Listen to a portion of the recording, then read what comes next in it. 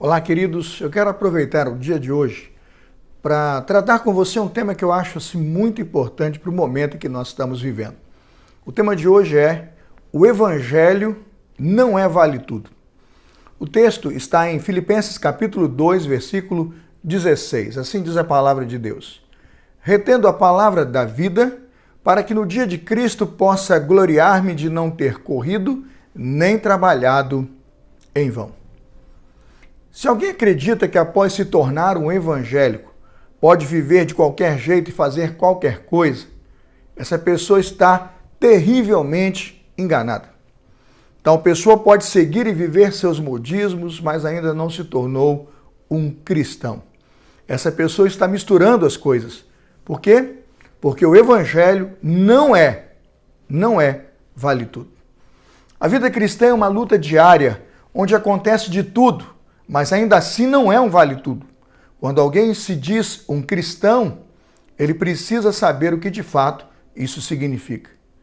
São muitos os que acreditam que para ser um cristão basta entrar em um relacionamento pessoal com Deus e depois fazer tudo o que quiser.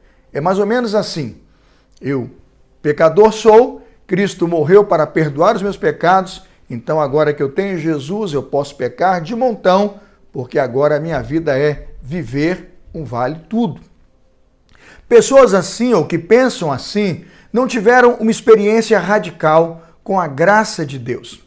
Pessoas assim buscam o que é seu, não o que é de Cristo. Filipenses capítulo 2, versículo 21. Do que trata uma experiência radical com a graça de Deus, experiência essa pela qual passam todos os que são cristãos? Pense comigo. Se uma pessoa é salva por suas próprias obras, o que acontece é que a exigência que Deus faz a essa pessoa é limitada.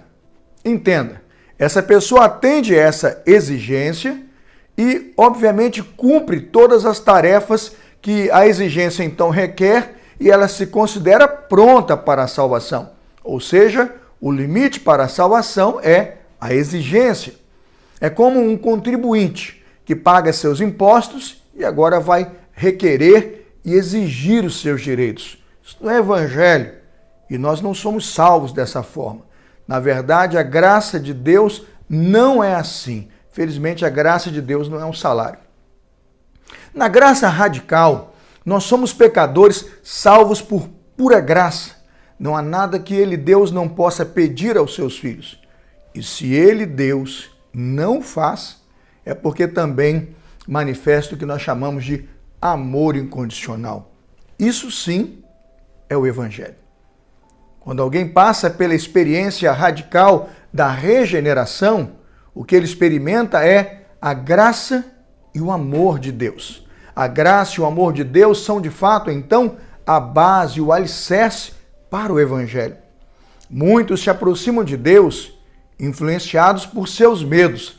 Tem medo do inferno, tem medo disso, daquilo, das consequências do seu pecado. Sabe, queridos, o medo não serve como base de sustentação para a sua fé. Imaginemos que se perder o medo de uma punição tirasse de você o incentivo para levar uma vida altruísta, então o único incentivo para viver uma vida decente seria o medo. Isso não é evangelho. Isso é tudo o que Deus não deseja. O verdadeiro amor, diz a Bíblia, lança fora todo medo. Sabe, meu querido, deixa eu explicar uma coisa. O evangelho pode ser entendido mais ou menos assim. Alguém pergunta: você quer se casar comigo? Imagine que você responda: sim, eu quero. Mas depois de casado, você decide aprontar todas, não é? Viver de qualquer maneira, vive do jeito que você quer e não como precisa viver, não honra compromisso e nem tampouco não honra a fidelidade e o amor do seu cônjuge. Isso é casamento? Não, isso não é casamento, nem tampouco uma aliança de amor. Sabe, queridos, numa aliança de amor, fazemos de tudo para agradar o ser amado e para nos deleitarmos nesse amor. Sem intimidações ou obrigações, mas por um simples motivo, porque estamos comprometidos com a fidelidade e com a nossa aliança de amor com a pessoa amada. É por isso que o Evangelho não é um vale-tudo. Após o novo nascimento, passamos por um processo chamado regeneração. E é aqui então que passamos a viver uma aliança de amor com o Senhor. A experiência radical com a graça e a aliança de amor com o Senhor são exatamente para que nós sejamos irrepreensíveis e sinceros, filhos de Deus inculpáveis, no meio de uma geração corrompida e perversa, entre a qual resplandecemos como luminares neste mundo. Filipenses 2,15. O Evangelho não é e nunca será vale-tudo. Diante dos fatos que aconteceram nesses últimos dias, quantos cristãos estão desanimados porque algumas pessoas que se dizem evangélicas estão envergonhando o Evangelho. O que isso significa? Olha, querido, Cristo já nos avisou.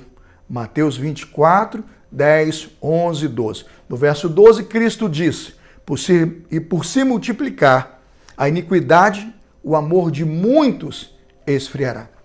Por que o amor das pessoas estaria esfriando, como Cristo aqui então disse que aconteceria? Sabe por quê?